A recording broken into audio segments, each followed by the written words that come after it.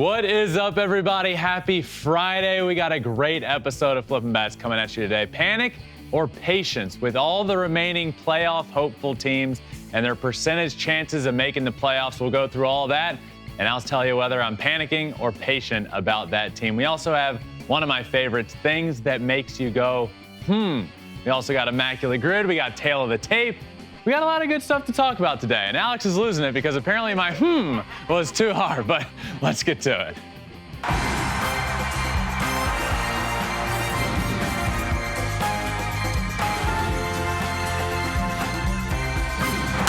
Fly ball onto the track, at the wall, it's gone! Home run! Turns on a ball, deep right field, and gone! What a game, what a moment. I also think I might have said things that makes you. That's what got me. I was like, we're just going to let it. It's Friday. It's Friday. Everything has an S. Things that makes you go, I was like, that's something I would say.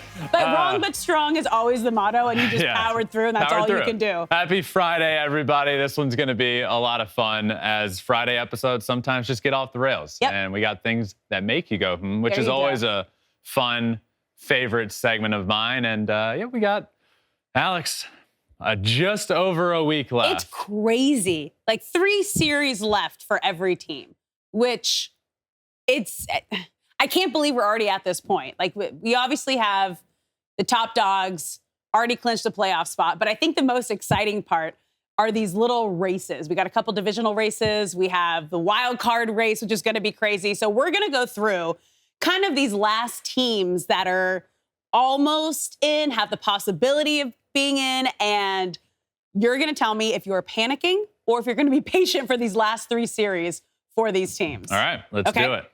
Let's get started with your Astros, who have a 90.6% probability of getting into the playoffs. Are you panicking or are you being patient? I am panicking if I am the Houston Astros. What? 90.6% chance of getting into the playoffs. They will get into the playoffs. But they had every chance to win the division and did not take those chances and run with them. And if they do not get in from winning the division, that's when I would be worried about my World Series pick from preseason of the Astros winning. They need that 2 seed. They need the home field advantage. They need the ability to, they need the home field advantage at least until the ALCS. They need that bye, I think, to be able to set up their pitching. The Astros are going through it a little bit. Yeah. They do have a 3-game set with the Royals. Royals, Seattle, and Arizona. Yeah. They need to sweep the Royals. Mm-hmm. They need to win the division. If they do not win the division and they get in via the wild card, I would be worried. And I am worried about them winning the division because of everything that's transpired over the last couple of weeks. I'm panicking. They're not playing great baseball. It was a good series against the Orioles. They won the last game. All the games in there were, it was a good competitive series. Could be an ALCS preview. Yeah. But they need to win the division and lock in that 2 seed for sure. And I'm a little worried about them. Shocking. I didn't think you were going to panic about the Astros. Okay, let's get to our next team, the Blue Jays, who have a playoff probability of 84%. So when it comes to the Blue Jays, I am also panicking. Okay. Alex, can you tell me the remaining teams they have to play? So they're at Tampa Bay, and then versus the New York Yankees, and then versus Tampa Bay. So that is not the easiest remaining schedule. And a lot of these teams that are fighting for an American League wildcard spot, some of them are going to be facing each other, but the Blue Jays are going to be facing the Rays a lot. And then a Yankees team that, you never know what you're going to get, but not a cakewalk of an opponent by any means. So if I'm the Blue Jays, specifically because of how tight everything is and who you have to play, because the Rays ain't going to let up. The Rays are still hoping to win the division. Yeah. The Rays are going hard. The Rays are the better team. The Rays have been playing well all year long. They're going to be that top wild card spot unless they can pass the Orioles. That remaining schedule scares me if I'm the Blue Jays. I'm panicking there. It's going to be tough. I mean, they have been good their last 10 games. They're 6-4, and they're on a 4-game win streak. So You just kind of have to hopefully ride that momentum if they want to keep it going. Just feeling it out as we go through. I feel like with how close everything is and how many games are left, I think I might panic a lot more often than I'm going to. Yeah. I mean, all these teams in theory should be panicking. I'm like, breathe over there, Ben. Breathe. Okay, let's get to our next team, the Rangers. They have a 65.5% playoff probability. I think the Rangers get in. Sure, I would be panicking, but for the sake of not saying panic for every team on here. Say panic. Freak out. I mean, all of these American League teams, I would, yeah. Okay, fine. Yeah. I'm absolutely panicking. Be honest. You have 6, 7 games.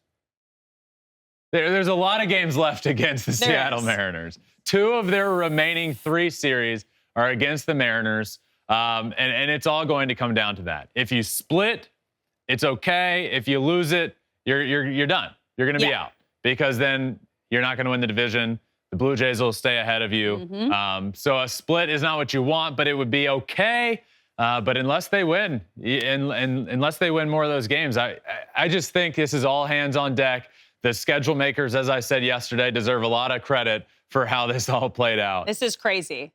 Yeah, especially for the Rangers and the Mariners, because it's going to come down to these 2 series, the last 2 of the 3 series. Who wins these series is going to most likely move on to the playoffs. Yeah, so I'm panicking if I'm the Rangers as well. All right, let's talk about the Mariners. Panic. Full panic. And they have a lesser probability, 59.9% playoff probability. Full panic. Again, it's the same thing. Yeah. There's nothing I can say here that I didn't just say. They're playing the Rangers. You're a half game out of the division. You're sitting on that wild card spot with the Rangers. Yeah. Look, all of these teams we mentioned, Blue Jays, Rangers, Mariners, they all have over a 50% chance of making the playoffs, and one of them is not going to make it. The Blue Jays are, what was their percentage? 84. The Blue Jays have an 84% chance. Rangers at 65, and the Mariners are at 59.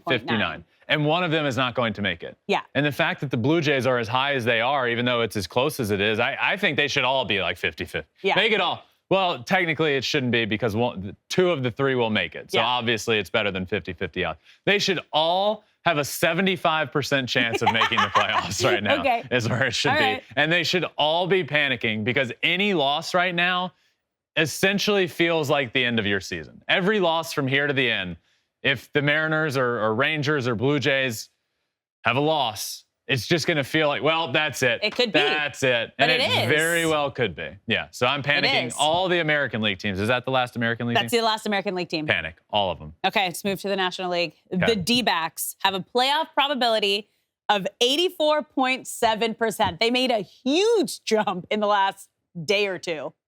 I'm being patient. I think they're in. I think my preseason bold prediction of the D-backs getting into the playoffs will come true. I think they get in. They've been playing really well lately. They have 5-game win streak. Yep. Corbin Carroll, first rookie ever. Yep. In the history of history. Yep.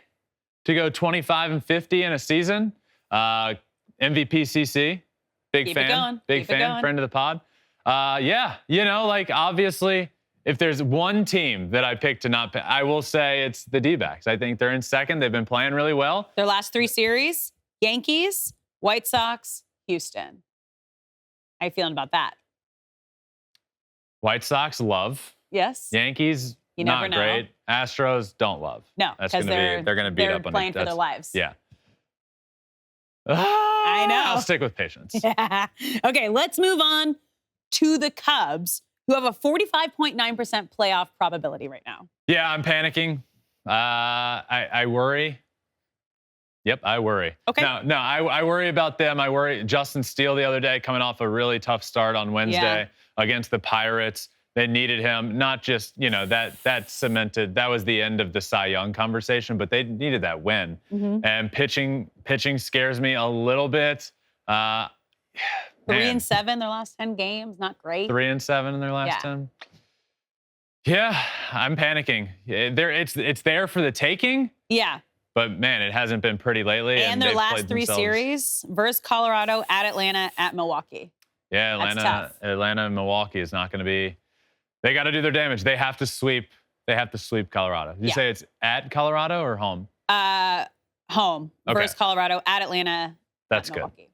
We'll see. You got to sweep Colorado at home. You do. All right, let's move on to the Marlins, who have a 46.6% playoff probability.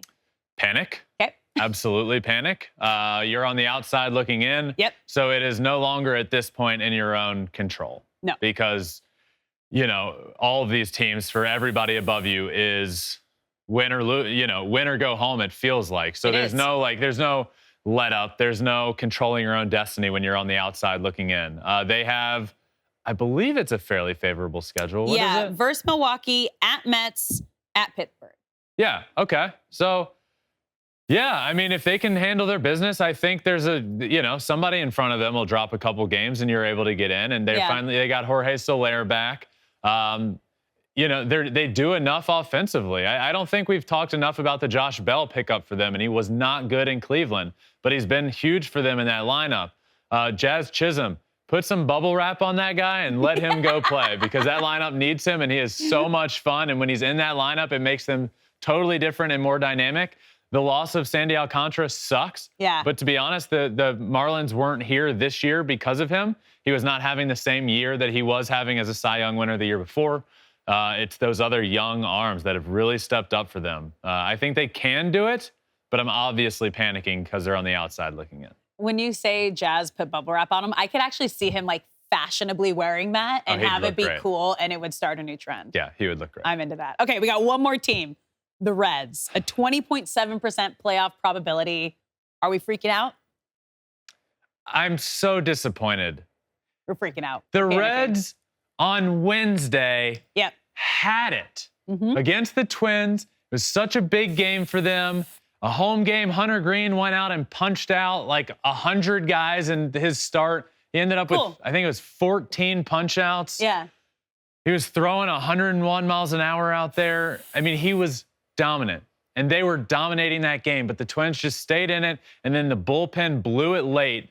And that just felt like the end of their season. And I know they're not far out. A game and a half. They're out of a wild card spot and a favorable last three series versus Pitt, at Cleveland, at St. Louis. Yeah, well, that's why I picked them a couple weeks ago to get in, is because of their remaining schedule. And they just, I'm obviously panicking here. I'm full-blown panic. I mean, Ellie's been really struggling lately. Ellie De La Cruz. They need Matt McClain back.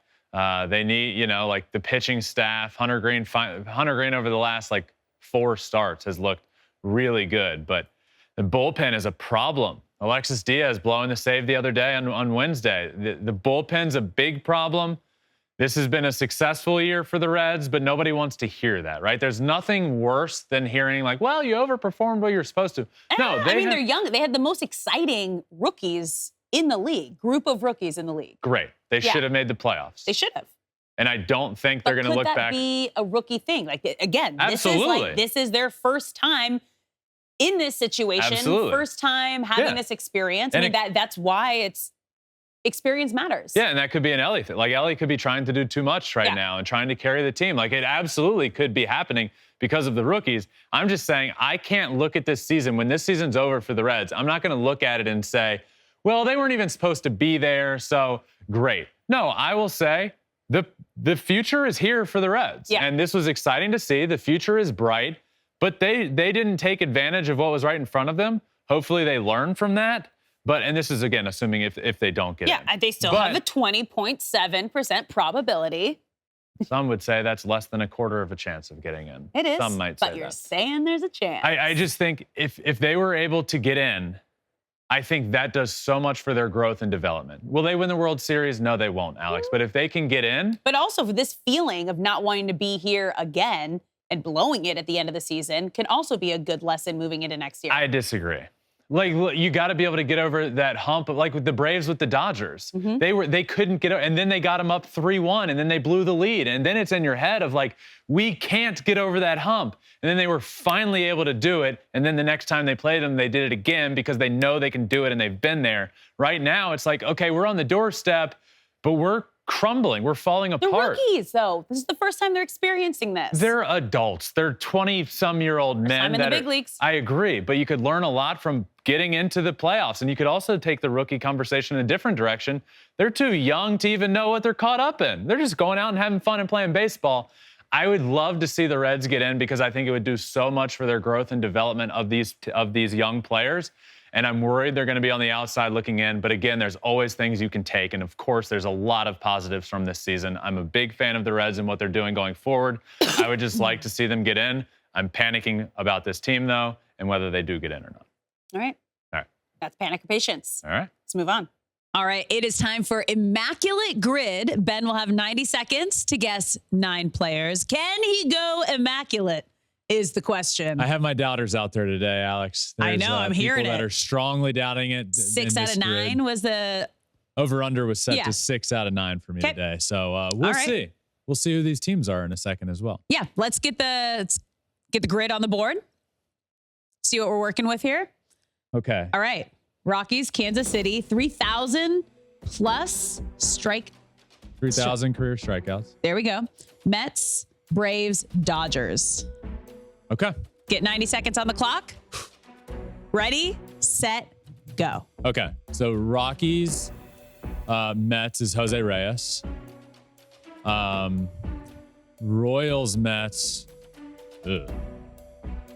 Okay, let's do the 3,000 strikeouts. Mets, 3,000 strikeouts, Justin Verlander. Braves, 3,000 strikeouts, John Smoltz. Dodgers, 3,000 strikeouts, Max Scherzer. Okay. Rockies, Braves. Rockies, Braves. Maybe Rafael for call. 55 seconds. I'll go Andres Galarraga. Dodgers, Rockies. Dodgers, Royals is Zach Greinke. Royals, Braves, Nicky Lopez. Ooh, over that 6. 2 more. 35 seconds. Rockies, Dodgers.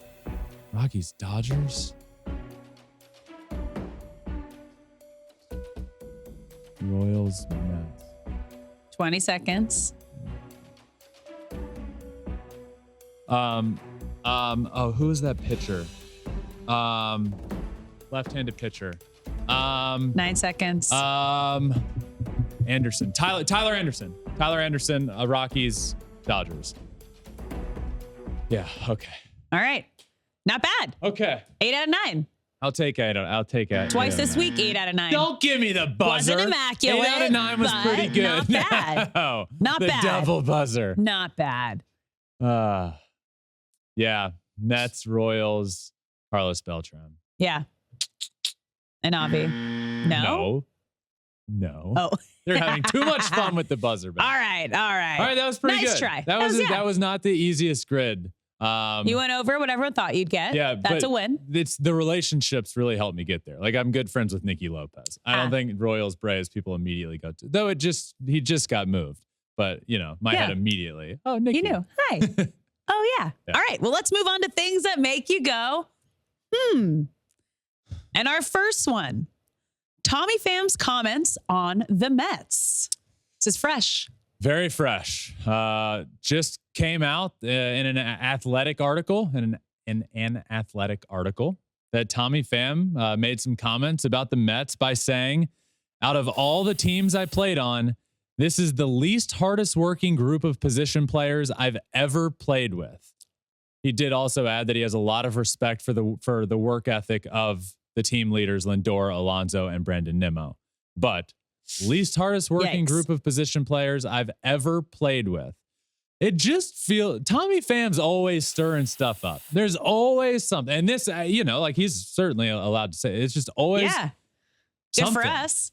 Great for us. Yeah, I love players like this. I'm like, give us the tea. Yeah, they like give it to us, please. I was talking to this is a little side tangent, but baseball players love to just give the stereotypical boring answer. Tell me about it. And was talking to Dontrell Willis the other day about like playoffs and playoff pushes and teams looking at the scoreboard.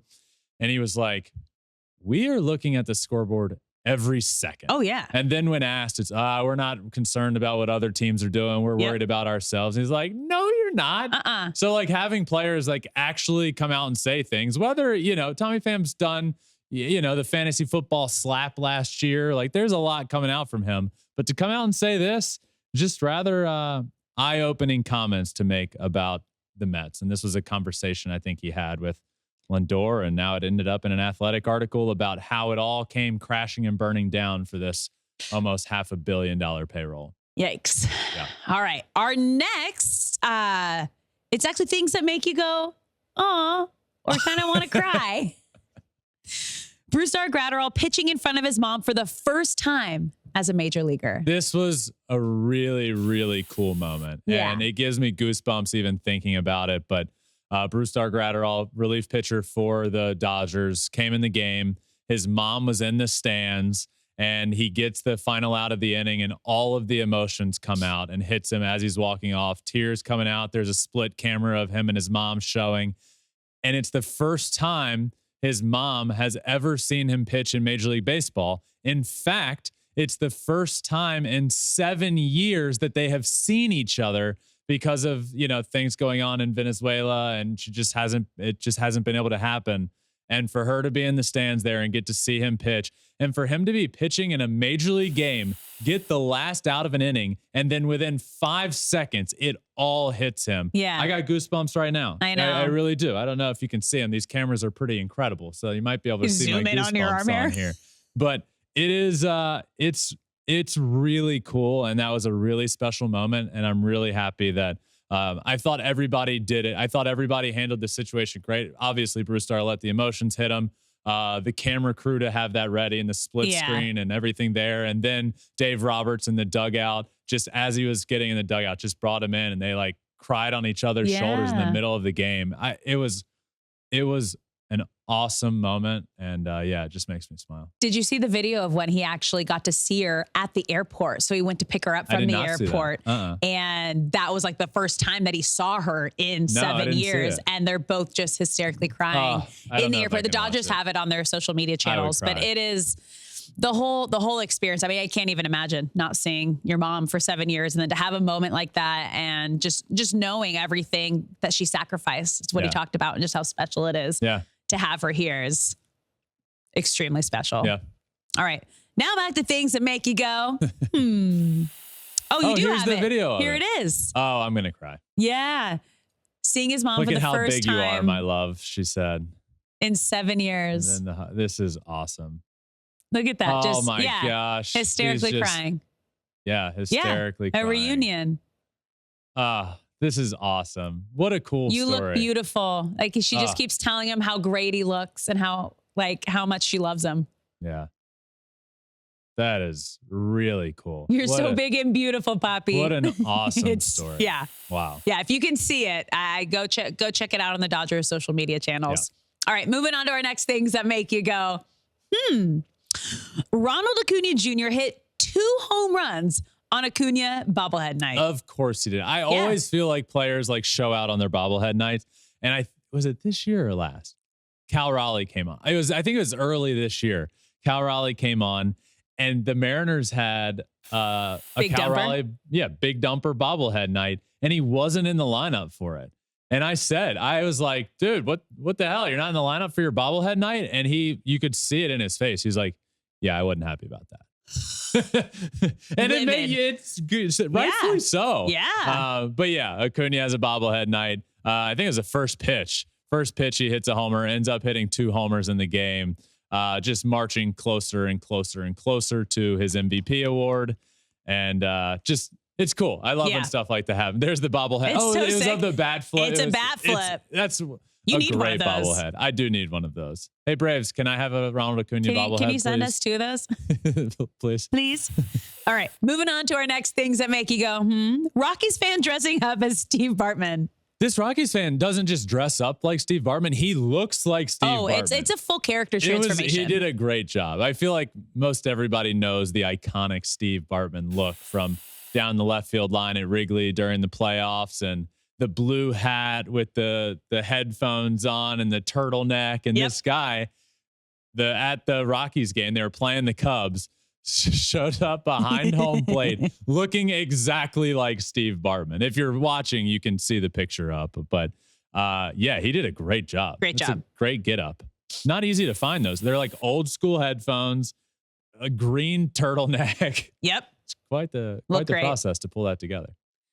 All right, moving on to Kyle Schwarber, on track to become the first player ever with 40 home runs, 100 RBI, and hit under 200. This is potentially the craziest season we have ever seen. Yeah. And it's not the best season we've ever seen. I said this yesterday. There could be an argument for like, this is the greatest leadoff season of all time. And I get that's an extreme, but so would this. Yeah. This is the worst season for a leadoff hitter of all time.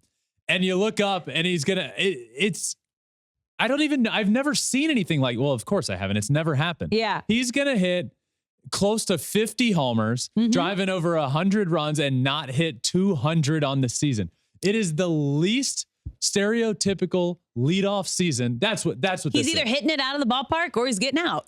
This certainly isn't the worst season for a leadoff hitter. But what it is the least stereotypical season in the history of Major League Baseball for a leadoff hitter. It's wild. And it's a guy that you don't want, like in the playoffs, him leading off. I just remember last year, like playing the Phillies, that leadoff batter, like he will swing at the first pitch and he can hit it 500 feet. He almost hit a homer 500 feet the other day. I mean, I don't even know what to say besides this makes me go, yeah, he's doing what? Yep. I mean, just as many, I don't know exactly where it is right now, but for a while it was basically just as many singles as homers, and RBI total is now over 100 while hitting under 200. Wow. Yep. What a season. I don't know what it means, just what a season. That's all I got. What a season. All right. On to our next things that make you go, The Tampa Bay Rays unveil plans for a $1.3 billion stadium in St. Petersburg. Why are you still in St. Pete, Tampa Bay Rays? This is Tampa Bay Rays. Build a stadium in Tampa Bay. For years now, have been saying, because the Rays get a really bad rap, not the Rays themselves, the fans get a bad rap because you watch a game at the Trop and there's not many fans there and it's never sold out. And, you know, even opening day struggles to get sellouts. They have to put the tarp up in the upper deck but it's not the fans. And what it is if you've ever been, it's just a nightmare to get to. It's not in Tampa Bay. There's like one way in, one way out from Tampa if you want to go to St. Pete. Exactly. It's not Tampa. It's St. Pete. So you have to go over the bridge. And if it's a weekday traffic is a nightmare. And then when you do get there, the stadium's not the most fun experience. No. So this will help. And I do acknowledge that it's not just the stadium. They're building an experience around it. Like what the Braves did with the Battery. So nice. But it doesn't alleviate the location problem. And I'm sure it will help with fans and attendance. Of course it will. It's going to be great. But why not? Sports teams do well in Tampa. Yeah, they do. The Lightning do great. The Bucks, there's such good, passionate sports fans in Tampa, and Florida gets a bad rap in general for being sports fans. But really, I do think there's a really good opportunity, no longer, but for there's like minor league team or spring training facilities out there too, right? So there is baseball in Tampa Bay. Yeah, the Tampa Yankees. Yeah. The Tampa Yankees play there. I just think they should have built it somewhere in Tampa, like on the water, but it didn't happen. Just makes me scratch my head. I'm excited to see this, and I'm sure they're going to do a great job, and it's going to look beautiful, and more fans will come. I just would have liked to see something in like downtown Tampa. It'd be so cool. But makes sense when you're called the Tampa Bay Rays. Yeah. But you remember what when this stuff started happening with the Rays and we started talking expansion talks, Rob Manfred came out and said, we're not going to start talking expansion until the A's figure out their situation and the Rays figure out their situation. So maybe we're going to start having those expansion talks. Here we go. Maybe. Nashville, baby. Yeah. All right. On to our next things that make you go, Blue Jays pitcher Yusei Kikuchi only, in quotes, got 11 hours of sleep. So only. Yusei Kikuchi came out of the game the other night due to like cramping and stuff and just didn't feel his best. Ends up coming out of the game. And when asked after the game, he said it may have been because he only got 11 hours of sleep last night instead of his usual 13 or 14 hours. That's hibernation. He hibernates every night, and that is impressive. Yeah, that's impressive. That's a lot of sleep. It's a lot of sleep. Also, shout out, he went to Shohei's high school, Hanamaki Higashi High School in Japan. So when you go to that high school, you see like a lot of his stuff. And they get up really early. So what time is he going to bed? Right? 5 p.m. dinner, 5:30 bedtime. Wake up at 6 and do it all again. That's crazy. It was just a funny, like it wasn't like it was seriously said. Like, I only got 11 hours last night. It's like, oh, okay. Strange. Yeah. Strange. All right. We got one more things that make you go, Nick Castellanos scares John Kruk. This was great. Just to set the scene, we'll play the sound in a second, but just to set the scene here, bottom of the ninth. Yeah. Tie baseball game in Atlanta against the Braves. 1 out. Okay. And there is a fly ball with a runner on third down the right field line in foul territory, about medium depth. So like, should he drop it? Should he let it go? Well, the announcers had quite the field day with this. So to explain it, let's just take a listen to the broadcasters first. Didn't start today. Fly ball, right field. Castellanos is over, near foul territory. What should he do? He makes the catch. Coming home is Williams. The throw to the plate. It's a beauty. Yes. He is out at home plate. What a throw by Castellanos to get Luke Williams. Let it go. Let it go. No. Yes. Yeah. And then after the game, himself. So he ends up throwing out the run at home to end the bottom of the ninth inning. John Kruk did not want him to catch it. He thought it was too deep and that he wouldn't be able to throw him out at the plate, and that would end the ball game. It'd be a walk-off sac fly. He wanted it to just drop for a strike or a foul ball. Nick Castellanos said after the game that he was going to drop the ball until the very last moment, and the voice in his head told him to catch it. He said he typically hears the voice only when he's hitting. Good timing. And then he said, in quotes, he's evil. Castellanos. I love that. I love it. I love Nick. He's awesome. And that was just funny to hear. Let it go. Let it go. No. Yes. Yeah. Just a roller coaster of emotions. Probably all the fans at home too. Probably had that same. Yeah. Probably. Same because reaction. it wasn't super deep, but he was running to his left. So he was going to have to, and did like spin move out of it to get his momentum going back in the right way. It was a perfect play. It was beautiful. Perfect throw. It was great, but that's what it took. A perfect throw and a perfect catch and throw.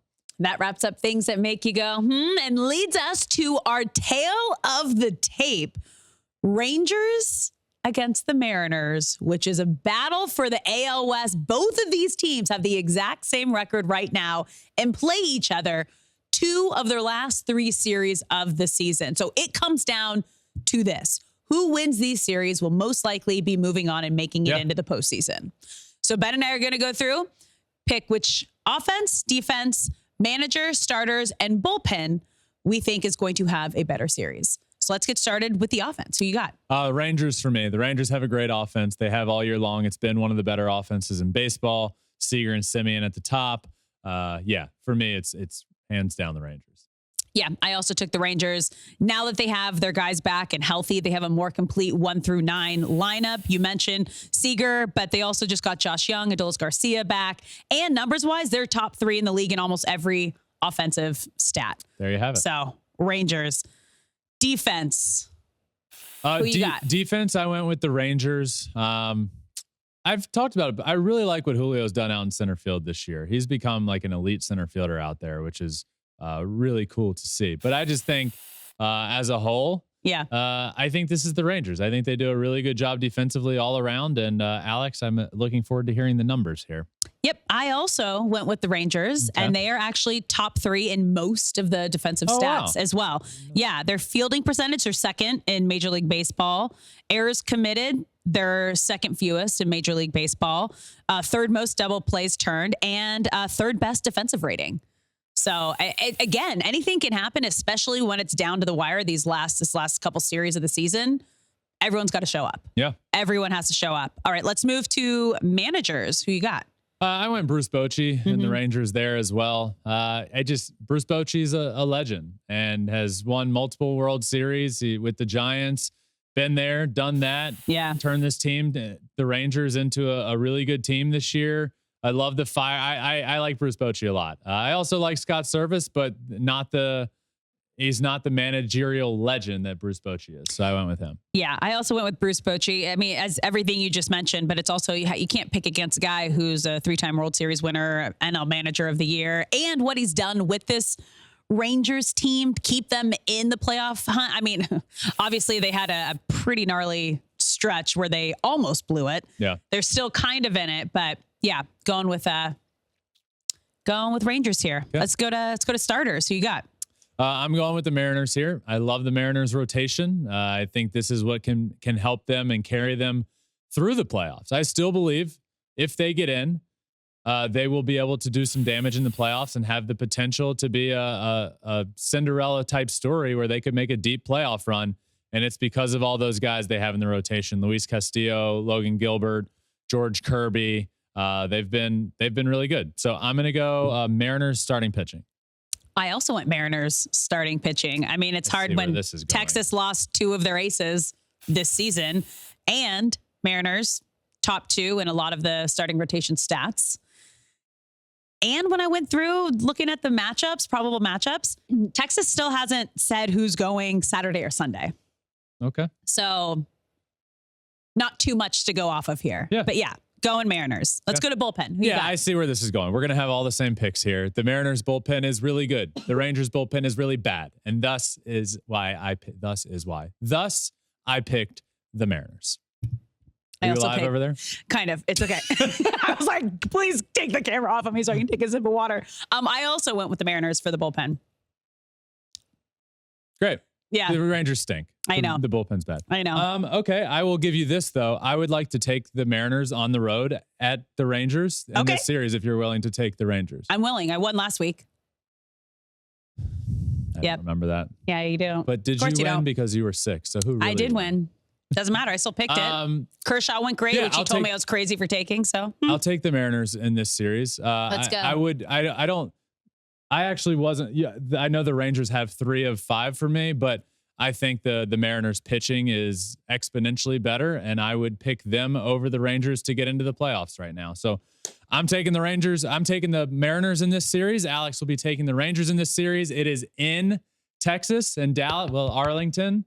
And it should be the start of a great last weekend series between these two. Yeah, this is going to be 2 weekends in a row. Finish. Yep.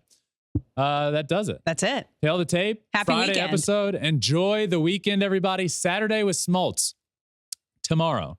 Make sure you check that out. And also, I had Smoltz on tomorrow, Tom Glavine on Wednesday. Again, if you haven't listened to Wednesday's episode, if you are a fan of the game of baseball at all, and you just love hearing old school legends telling hysterical old school stories of different players and managers back in the day, listen to that one. Stories of Bobby Cox, Deion Sanders, John Smoltz, Greg Maddux, a hysterical ejection story. It was great. Go back and listen to that one Wednesday. Saturday with Smoltz tomorrow. But for this Friday episode, that does it, my friends. Make sure you're subscribed anywhere you listen to your podcast, Apple, Spotify, wherever. We're also on all social media, including YouTube, at Flippin Bats Pod for all of them. You can watch everything there. We're also on all the other social medias. But that does it for this Friday episode. Enjoy the weekend, my friends. Peace.